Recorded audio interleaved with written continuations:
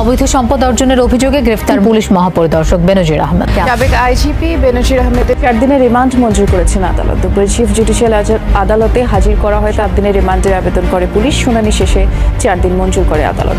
এইমাত্র গ্রেফতার পুলিশের সাবেক আইজিপি বেনজির আহমেদ। গ্রেফতার শেষে আদালতে তুলে পুলিশ। 7 দিনের রিমান্ড আবেদন করলে 4 দিনের রিমান্ড মঞ্জুর করে আদালত। বেনজির আহমেদের বিচার হবে কি হবে না, এখানে দুইটা বিশ্লেষণ আমি করতে পারি। প্রথম বিশ্লেষণটাই সবচাইতে বেশি গ্রহণযোগ্য হবে বলে আমি মনে করি, কারণ এই বেনজিরকে তৈরি করেছে কি? আপনি যদি বাংলাদেশের একজন সাধারণ কৃষককেও জিজ্ঞাসা করেন যে বেনজিরের মাদারকে ফাদারকে, তাহলে এক নামে সবাই বলবে এটা হচ্ছে শেখ হাসিনা। আজকের আওয়ামী লীগের যতগুলো ক্রস ফায়ার করেছে আওয়ামী লীগের আমলে, আপনি কি মনে করেন যে বেনজির আহমেদের শাসনে বেনজির আহমেদের নিজের ভূমিকায় সবাইকে মেরে ফেলেছে? নো, এই ভূমিকাটা সম্পূর্ণ তার চাইতেও বড় বড় শক্তিশালী জায়গা থেকে আজকে তাকে হুকুম করা হয়েছিল। হুকুম পালন করে তিনি তার নিজস্ব খায়েশ মিটানোর জন্য, তার নিজস্ব স্বার্থ সিদ্ধির জন্য আজকের সেই শেখ হাসিনার নির্দেশনা অথবা স্বরাষ্ট্রমন্ত্রীর নির্দেশনা এবং এই ধরনের নির্দেশনা পালন করেই আজকে কিন্তু তিনি একজন খুনি হিসাবে বাংলাদেশের বুকে সবচাইতে তালিকাভুক্ত হয়েছেন। এই ব্যক্তি যদি আজকের বেনজির আহমেদের বিচার করতে হয়, তাহলে সেই বিচারটা হতে হবে শেখ হাসিনা বিচার চান কিনা। যদি মনে করেন যে শেখ হাসিনা কোনো কারণে বেনজিরকে টিস্যু মনে করে, খারাপ কিছু মনে করে বা তাকে ক্ষুদ্র মনে করে, যদি মনে করে যে তাকে একটা বিচার করে কাউকে না কাউকে দেখানোর উদ্দেশ্য আছে, ভিন্ন কোনো স্বার্থ আছে, তাহলেই একমাত্র বাংলাদেশে তার বিচার হবে। আর শেখ হাসিনা যদি এটাকে না মনে করে, তাহলে তার বিচার হবে না। আসসালামু আলাইকুম রহমতুল্লাহি ওয়া বারাকাতুহু। সম্মানিত দর্শক, বাংলাদেশ পুলিশের সাবেক আইজি ডক্টর বেনজির আহমেদ, তাকে নিয়ে যে স্ক্যান্ডাল বের হয়েছে, তৈরি হয়েছে, এটি নিয়ে বেশ কয়েকটি ভিডিও করেছি। এই কারণ যে শুনশান নীরবতা, মানুষ আসলে বিনোদনের বা শোনার মতো তেমন কোনো কিছু পাচ্ছে না। আসসালামু আলাইকুম প্রিয় দর্শক, ফাইনালি চলে আসলাম আপডেট ও গুরুত্বপূর্ণ কিছু নিউজ নিয়ে আপনাদের মাঝে। প্রিয় দর্শক, অবশ্যই ভিডিওটি শেষ অবধি দেখবেন। দর্শক, আপনাদের কাছে ছোট্ট একটি অনুরোধ, দেশ এবং দেশের বাইরে হলে কমেন্ট বক্সে লিখে জানিয়ে দেবেন, আর চ্যানেলে নতুন হলে সাবস্ক্রাইব করে পাশে থাকা বেল বাটনটি অবশ্যই অল করে দেবেন, কারণ পরবর্তী আপডেট নিউজ সবার আগে পাওয়ার জন্য প্রিয় দর্শক আর অবশ্যই একটি লাইক দেবেন। দর্শক, আর দেরি নয়, মূল ভিডিওতে যাওয়া যায়। তিনি একজন খুনি হিসাবে বাংলাদেশের বুকে সবচাইতে তালিকাভুক্ত হয়েছেন। এই ব্যক্তি যদি আজকের বেনজির আহমেদের বিচার করতে হয়, তাহলে সেই বিচারটা হতে হবে শেখ হাসিনা বিচার চান কি। যদি মনে করেন যে শেখ হাসিনা কোনো কারণে বেনজিরকে টিস্যু মনে করে, খারাপ কিছু মনে করে বা তাকে ক্ষুদ্র মনে করে, যদি মনে করে যে তাকে একটা বিচার করে কাউকে না কাউকে দেখানোর উদ্দেশ্য আছে, ভিন্ন কোনো স্বার্থ আছে, তাহলেই একমাত্র বাংলাদেশে তার বিচার হবে। আর শেখ হাসিনা যদি এটাকে না মনে করে, তাহলে তার বিচার হবে না। না মনে করার কয়েকটা কারণ আছে। 1 নম্বর কারণ, পুলিশের মনোবল ভেঙে যেতে পারে।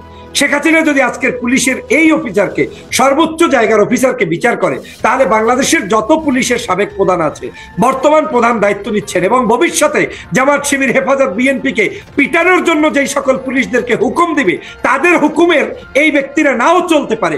এই ধরনের ভয় কাজ করে এই বিচারটা বন্ধ হয়ে যেতে পারে। এটা হচ্ছে প্রথম এবং প্রধান কারণ, যে না, তারা পুলিশের মনোবল ভাঙতে চাবে না। কারণ পুলিশের মধ্যে সিংহভাগ হচ্ছে আওয়ামী লীগ, ছাত্রলীগ, যুবলীগের ক্যাডার। তাদের মনোবল ভেঙে দিয়ে আপনি কোনো অবস্থায় সরকারকে টিকিয়ে রাখতে পারবেন না। সে কারণে এই আপনার কি বলে বেনজিরের বিচার হবে না।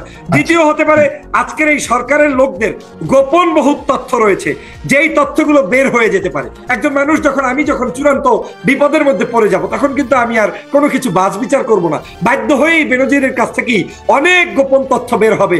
ধর্ষণের আসামি, সন্ত্রাসের আসামি, ক্রস ফায়ারের আসামি, কারা কোথায় আয়নাগর করেছে, কোথায় কোন মানুষ নিয়েছে, এই ধরনের বড় ক্যাচাল তৈরি হবে, আজ হোক কিংবা ভবিষ্যতে হোক। সেটাকে মাথায় রেখে এই ধরনের সরকার কাজের মধ্যে নাও যেতে পারে। 3 নম্বর হতে পারে, ক্রস ফায়ার যে সকল জায়গায় দেওয়া হয়েছে, এই ক্রস ফায়ার তালিকাগুলোর নির্দেশনা আমি আগেই বলেছি যে বেনজিরকে কারো না কারো মাধ্যমে দেওয়ানো হয়েছে, সেটা কোনোভাবেই করতে পারে না। আজকের যে দুদকের কথা বলছেন, এই দুদক যা সামান্য আপনার সামনে একটু এসে একটা এক্সারসাইজ করে গিয়েছে, যে আমরা বলতে পারি একজনের বিরুদ্ধে বলেছে, ওই সময় কিন্তু স্টেটমেন্ট শুধু বেনজিরকে নিয়ে দেয় নাই, আরো 2-1 ব্যক্তির দুদকের বিষয়গুলো নিয়ে কিন্তু সেই ভদ্র মহিলা ওখানে একটা বিবৃতি দিয়েছেন। It's just a homework, it's just a daily work, তারা সেখানে পালন করেছে বলে আমি মনে করি।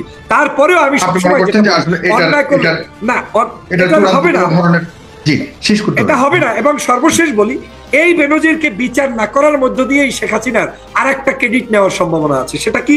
শেখ হাসিনা বলবে যে বেনজির তোমার মতো অপরাধী, পুলিশের এত বড় মহা অপরাধী, তাকে চাইলে আমি কিন্তু আমার আমলে শেষ করে দিতে পারতাম, কিন্তু একমাত্র আওয়ামী লীগ ক্ষমতায় আছে বিদায়ী তোমাদের অন্যায়গুলো আমরা সেফটি জোনে রেখেছি, তোমার কোনো বিচার হলো না। তার মধ্য দিয়ে বেনজির যেমন উৎসাহিত হবে, তার পদঙ্ক অনুসরণ করে যারা অন্যায় করবে তারাও বলবে আমাদের বাপ তো আছি, আমার মা তো আছি, শেখ হাসিনা আছি, অতএব শেখ হাসিনা থাকতে আমাদের কোনো ধরনের বিচার হবে না। এই ধরনের জায়গার বাহির থেকেও বিচার অবশ্যই আল্লাহর দুনিয়ায় হতে হবে। কেন হবে? মানুষ চুরি করুক, ডাকাতি করুক, খুন করুক, কোনো না কোনো দিন তাকে আল্লাহর কাঠগড়ায় যেমন দাঁড়াতে হয়, দুনিয়ায় তাকে লাঞ্ছিত অপমানিত হতে হয়। সেই বিশ্বাসের জায়গা থেকে বলছি যে বেনজিরের বিচার এই বাংলাদেশে হবে। তবে সেটা এই আওয়ামী লীগের আমলে কতটা আপনি করতে পারবেন কিংবা হবে সেটা আমি এখনো বিশ্বাস করি না। যদি আমার এই কারণগুলা মিথ্যা প্রমাণিত হয় যে না, এই কারণগুলোর কোনোটাই শেখ হাসিনা এখন রক্ষা করবে না, তার কোনো একটা স্বার্থ আছে, হ্যাঁ তার কোনো একটা স্বার্থ আছে, গোপনে তাদের সাথে কোনো একটা আন্ডারস্ট্যান্ডিং প্রবলেম হয়েছে, অথবা কাউকে ওই যে বলে না যে একজনকে মানে শেষ করে দিয়ে আরেকজনকে উদ্ধার করা, এই ধরনের কোনো যদি টার্গেট শেখ হাসিনার কাছে থাকে যেটা ভিনদেশি কোনো দালালরা তাকে শিখিয়ে দিয়েছে, সেরকম হলে হয়তো বেনজিরের বিচার আওয়ামী লীগের আমলেও আপনি চাইলে পাইতে পারেন। তবে সম্ভাবনা একেবারেই সংকীর্ণ এবং একেবারেই ছোট। আপনাকে ধন্যবাদ। অন্যদিকে যদি আসলে প্রমাণিত হয় যে বেনজির আহমেদ নিজে যেহেতু তিনি বলেছেন যে আমি নির্দোষ সম্পূর্ণভাবে চ্যালেঞ্জ দিয়েছেন জনাব মাহমুদুর রহমান মাহমুদ, তিনি বলেছেন যে এটা হতে পারে না, এটা হতে পারে যে ওনাকে নির্দেশ করার জন্য আওয়ামী লীগ সরকার পলিসি নির্ধারণ করেও আওয়ামী লীগের এটা রেকর্ড আছে, যেমন ফাঁসির আসামিকে মুক্তি দেওয়া, মানে একজনকে বিচার চলতেছে, বিচারটাকে তারা স্থগিত করে না, বিচার চলমান রেখে সেখানে বিচার প্রক্রিয়ার মধ্য থেকেই তাদেরকে মুক্তি করে দেওয়া। হতে পারে এটাও যে বেনজিরের নামে একটা সাউন্ড ক্রিয়েট করে সমগ্র বাংলাদেশের মানুষের কাছে আবার তাকে পিউরিফাই করে নিয়ে আসবে যে না, বেনজির একজন সৎ অফিসার, তার কোনো দোষ প্রমাণিত হয় নাই, সেটাও হতে পারে। তবে কোনো অবস্থায় তাকে ঘায়েল করা, আওয়ামী লীগ বড় ধরনের কোনো সমস্যা না হইলে তাকে ঘায়েল করা, এটা তাদের উদ্দেশ্য নয়, এটা এই মুহূর্তের কাজ নয়। এটি নিয়ে বেশ কয়েকটি ভিডিও করেছি। এই কারণ যে শুনশান নীরবতা, মানুষ আসলে বিনোদনের বা শোনার মতো তেমন কোনো কিছু পাচ্ছে না। তারপর আমরাও যারা টুকটাক সবসময় সামাজিক মাধ্যমে কাজকর্ম করি, কিছুই পাচ্ছি না। তো বাঘ যেভাবে বিপদে পড়লে ঘাস খায়, কিংবা মানুষ যখন অন্য কোনো কিছু না পাওয়ার পরেও ডাস্টবিনের পাশে সে খাবার খোঁজে, এখন এই যে খবরের যে দুর্ভিক্ষ, এই দুর্ভিক্ষের মধ্যে ঠিক ওইরকম দুর্গন্ধযুক্ত বিষয়গুলো নিয়ে আলোচনা করতে বাধ্য হচ্ছি। আমি নিজে ব্যক্তিগতভাবে যে জীবন পছন্দ করি বা যেভাবে চলার চেষ্টা করি, তার সঙ্গে আসলে এই বেনজির মার্কা জীবন এটির মিলে না, কন্ট্রাস্ট করে। ফলে এইগুলো আলোচনা করতে গিয়ে নিজের অজান্তে আমি যখন চিন্তা করি যে একজন মানুষ ঠিক সঠিক পথে না থাকলেও এরকম থাকতে পারে। আমরা যখন ছোটকাল থেকে পড়ছি যে এই যে তুমি মন্দ কাজ করো তাহলে তোমার গায়ে পোকা পড়বে, দাঁতে পোকা হবে, চেহারা নষ্ট হয়ে যাবে। আরো বড় হওয়ার পরে জানছি যে ভালো কাজ করলে চেহারার মধ্যে একটা নুরানি ভাব আসে, আর মন্দ কাজ করলে চেহারার মধ্যে একটা পাপিষ্ট ভাব আসে। কিন্তু আমাদের এই সমাজে এরকম অনেক লোক আছে যারা দুহাতে মন্দ কাজ করে যাচ্ছে, কিন্তু তাদের বদন খানির দিকে তাকালে মনে হয় যেন একেবারে জান্নাতের ফেরেশতা। এবং সেটা বিশেষ করে ওই যারা মাজার ব্যবসা ট্যাবসা করে এদের মধ্যে এই জিনিসটা বেশি দেখা যায়। পায়ের উপর পা বসে থাকে, লোকজন গিয়ে সালাম করে, মুরগি দিয়ে আসে আর খাবার দাবার দিয়ে আসে, বিশাল একটা ভুঁড়ি, শরীরের চামড়া হলুদ, একেবারে গোলাপের মতো, দেখে মনে হবে যেন একেবারে আল্লাহর ওলি। তো এরকম জিনিসগুলো নিয়ে আলাপ আলোচনা করতে গেলে বা এদের সাথে বসলে, এদের সাথে খেলে, এদেরটা দেখলে, এদের চেহারা সুরত দেখলে মানুষ ভালো কাজ করার যে আগ্রহ সেটা হারিয়ে ফেলবে। দ্বিতীয়ত, মন্দ কাজ করাটা যতটা না অপরাধ, তার চেয়ে মন্দ কাজ করা এটির যে প্রচারণা, এটিও যে প্রচার করে তার জন্য খুব ক্ষতিকর। এর কারণ হলো এই মন্দ কাজ অন্যকে মন্দ কাজ করতে প্রলুব্ধ করে। আর তৃতীয়ত, আমরা যারা সমাজের সাধারণ মানুষ রয়েছে, যখন সমাজে একটা অন্যায় হয় তখন এই যে আমাদের যে বাক শক্তি, আমাদের যে প্রতিবাদ করার ক্ষমতা, আমাদের যে জ্ঞান বুদ্ধি আল্লাহ রাব্বুল আলামিন দিয়েছেন, আমরা যদি চুপ থাকি তাহলে বোবা শয়তানের যে পরিণতি, ঠিক ওইরকম পরিণতি আমাদেরকে ভোগ করতে হবে। এই জন্য এই বেনজির মাকড়া কাহিনী নিয়ে কথা বলতে হচ্ছে। আমার ইচ্ছা ছিল আমি এই বিষয় নিয়ে আর কোনো কথাবার্তা বলবো না, কিন্তু দেখা গেল যে এই ভদ্রলোক আবার ইউটিউবে এসে বা ফেসবুকে এসে তার সপক্ষে যে যুক্তিগুলো দাঁড় করিয়েছেন, এই যুক্তিগুলো নিয়ে আবার সারা বাংলাদেশে নতুন করে তোলপাড় শুরু হয়েছে। প্রায় বেশিরভাগ টেলিভিশন তার সেই বক্তব্যগুলো প্রচার করেছে। অন্য সময় হলে হয়তো প্রচার করতো না, কিন্তু এই সময়টাতে খবরের দুর্ভিক্ষ রয়েছে। মানুষ এই বেনজির মধ্যেই খবর খুঁজে পাচ্ছে। দ্বিতীয়ত, সারা দেশের মানুষের অভাব, অভিযোগ, টাকা এখন সোনার হরিণ, ব্যাংকগুলোতে টাকা নেই, মানুষ সহায় সম্পত্তি বিক্রি করতে গিয়েও পারছে না।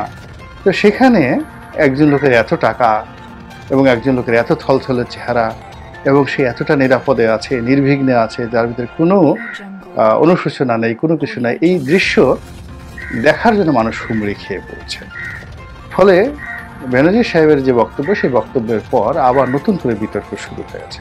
আর এই কারণে মূলত আজকের এই ভিডিওটি করা। আমার মতে ডক্টর বেনজির এখানে এই বক্তব্য দিতে এসে তিনি তার বিপদ ডেকে এনেছেন। এর কারণ হলো এখন আর সাংবাদিকতা কেবলই মাত্র কোনো গণমাধ্যমের কাছে নেই।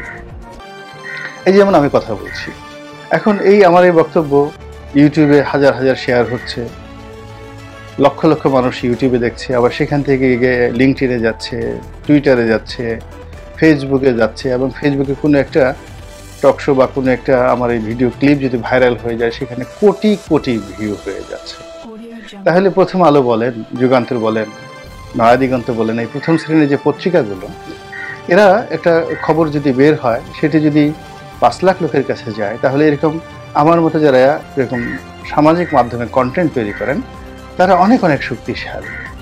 এবং এই কন্টেন্টের যারা তৈরি করেন, আমি যেমন এডিটোরিয়াল করি, মোস্তফা ফিরোজ যেভাবে পত্রিকা দেখে দেখে আবার সেইগুলোকে সে সংবাদ বিশ্লেষণ করেন, অনেকে আবার সেই প্রতিবেদন তৈরি করেন, নিজে নিজে যান, ছবি তুলেন এবং ওটার অভ্যন্তরীণে কি নিগূঢ় রহস্য রয়েছে, নেপথ্যে কাহিনী রয়েছে, এগুলো শত শত কন্টেন্ট ক্রিয়েটররা ইউটিউবে এবং ফেসবুকে এই ধরনের অনুসন্ধানী প্রতিবেদন তৈরি করছেন, যা কিনা মূল ধারার গণমাধ্যমের চাইতে অনেক বেশি শক্তিশালী।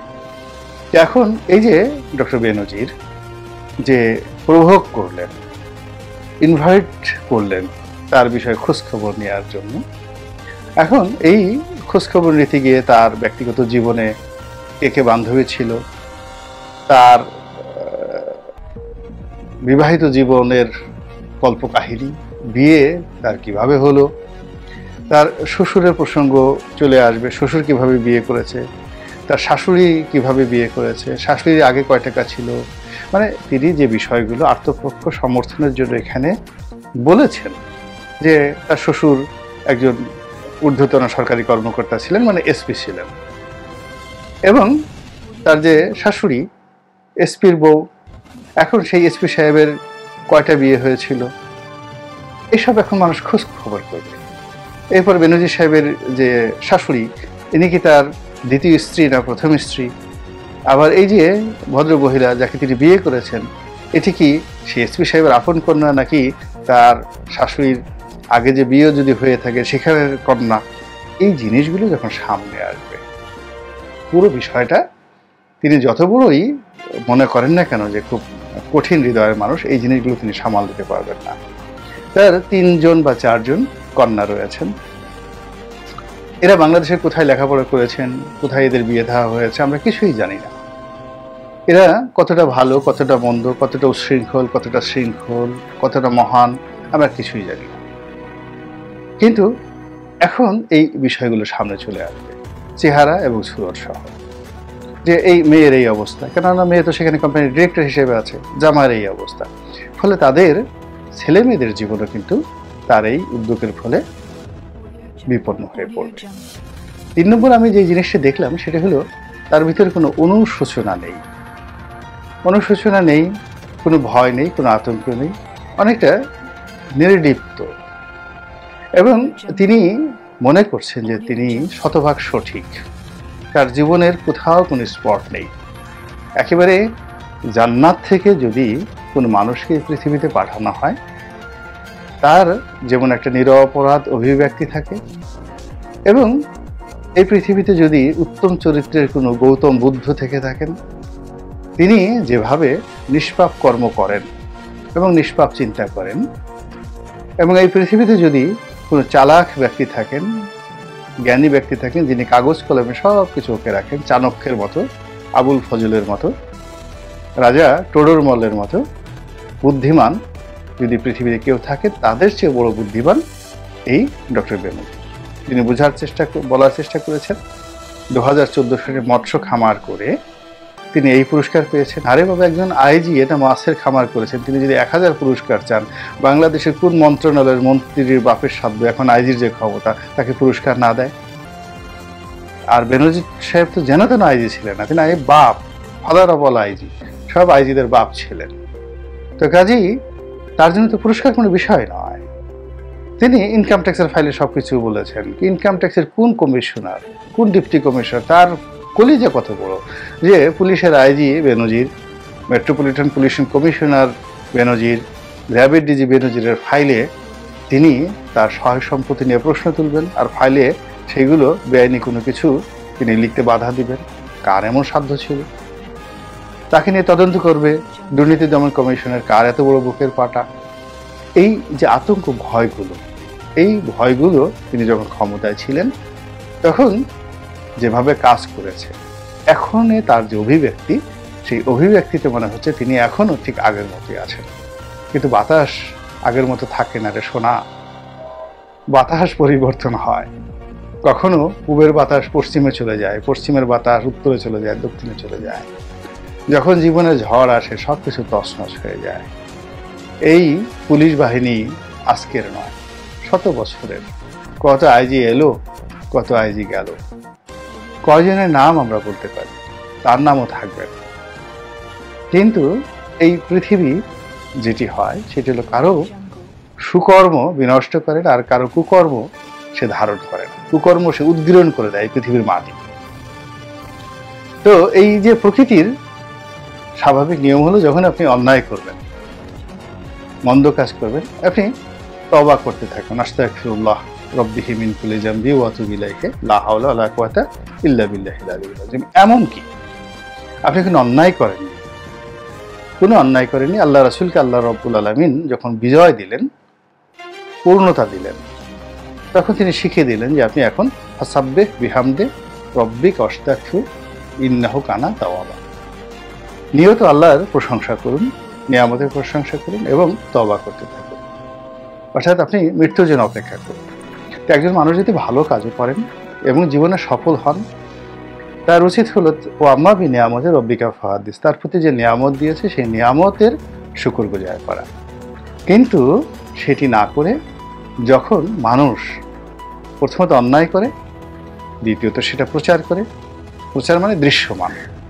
এখন চোর যদি তার টাকা চুরি করে অন্য গ্রামে লুকিয়ে রাখে, মাটির নিচে লুকিয়ে রাখে, ডাকাত যদি ডাকাতি করে 10 গ্রাম বাদ দিয়ে অন্য জেলায় গিয়ে একটা বড় বাড়ি করে, এটি আমাদের এই সমাজ মেনে নেয়। কিন্তু একজন চিহ্নিত ডাকাত, চিহ্নিত সন্ত্রাসী তার নিজের গ্রামে বিশাল এক মাজার করে বসে যদি বলে ইয়াহু ইয়াহু হায় আল্লাহ জিকির আজকার আমি বিরাট অলি আল্লাহ হয়ে গিয়েছি, কি হবে বলে করার অবস্থাটা? তো এই কারণে হয় কি যে অপকর্মের প্রচার, যিনি অপকর্ম করেন তিনি যখন নিজ হাতে এই জিনিসটি প্রচার করেন, তার কর্ম দ্বারা, তার মনোমের দ্বারা, তার চিন্তা দ্বারা, তার চেতনা দ্বারা, এটি তার জন্য আরো বেশি ভয়ঙ্কর পরিণতি ডেকে নিয়ে আসে। 3 নম্বর হলো যে তিনি যখন সেটি অনুশোচনা অনুভব না করেন, সেখান থেকে ফিরে আসার রাস্তা না খুঁজেন, বরং তার সেই কুকর্মকে জায়েজ করার জন্য তিনি যখন ফন্দি ফিকির করতে থাকেন, যেটি এটি কুফরি মতবাদ, এটি কাফেরদের ঠিক এই অবস্থাটাই ছিল। তারা জানতো, সত্য কথাটা জানতো বা এখনো জানে, কিন্তু তারপর সেটা অস্বীকার করে। তো এখন একজন চোর, সে জানে যে সে চুরি করেছে, সে ঘুষ খেয়েছে, সে দুর্নীতি করেছে, চিন্তায় দুর্নীতি করেছে, কর্মে দুর্নীতি করেছে, অন্যায় করেছে। আচ্ছা আপনি চিন্তা করেন তো, যারা এই ব্যালট বাক্স ছিনতাই করার কাজে সাহায্য করেছে, রাতের ভোট যারা অনুষ্ঠান করেছে, যারা দামি ভোটের আয়োজক ছিল, তারা কি ফেরেশতা? তাদের বিচার কি দুনিয়া আখিরাতে হবে না? একটা প্রমোশনই কি তাদের সব কিছু হয়ে যাবে? কিংবা তারা একটু জেলে গেল, এতে কি সব সমস্যার সমাধান হবে? আল্লাহ কি এত সহজ? কখনই হবে না। তো যখন মানুষ এই কুকর্মের মধ্যে থাকে, আবার সেই জিনিসগুলো নিয়ে যখন গর্ব করে, তখন সেই পরিণতিটা তাকে ভয়ঙ্করভাবে গ্রাস করে। ডক্টর বেনজির কি করেছেন তিনি জানেন, আর তার মালিক আল্লাহ রাব্বুল আলামিন জানেন। কিন্তু তিনি যে যুদ্ধের আহ্বান করেছেন তার বিরুদ্ধে, এই যুদ্ধটা হয়তো বন্ধ হয়ে যেত, কিন্তু তার এই আহ্বানের ফলে এটি নতুন করে যেভাবে শুরু হলো, এটি তিনি সামাল দিতে পারবেন। আজ দেখলাম, এই ভিডিওটা করলাম যে ব্যারিস্টার সুমন, তো সেও ডক্টর বেনজির বিরুদ্ধে সম্ভবত মামলা করতে গিয়েছিল, রিট করতে গিয়েছিল, কিন্তু এখানে ব্যারিস্টার সুমন তো বেনজির বিরুদ্ধে যাওয়ার কথা না। এর কারণ হলো সুমনের সঙ্গে বসুন্ধরা গ্রুপের দ্বন্দ্ব সংঘাত একেবারে চরমে। তো সেখানে বসুন্ধরার পত্রিকায় সুমন বেনজির সম্পর্কে প্রতিবেদন বের হয়েছে। সেখানে সুমনের তো উল্টো বেনজির পক্ষে যাওয়া উচিত, এবং সে সেটা করেছে। অনেকদিন সে চুপচাপ থেকেছে, সে কোনো কথাবার্তা বলেনি। কিন্তু যেই মুহূর্তে বেনজিরা আবার নতুন করে বক্তব্য দিলেন, তখন দেখা গেল ব্যারিস্টার সুমন কথা বলা শুরু করলেন। এই আমি আবার একটা ভিডিও করলাম, আবার অনেকে ভিডিও করেছেন। আলটিমেটলি অনেক পত্রিকায় রিপোর্ট ছাপা হবে, এবং এই যে একটা যুদ্ধ শুরু হয়ে গেল, সেই যুদ্ধের যে পরিণতি সম্ভবত ডক্টর বেনজিরের জন্য ভালো হবে না। আল্লাহ আমাদের সবাইকে হেদায়েত দান করুন এবং হেফাজত করুন। আসসালামু আলাইকুম ওয়া রাহমাতুল্লাহি ওয়া বারাকাতুহু।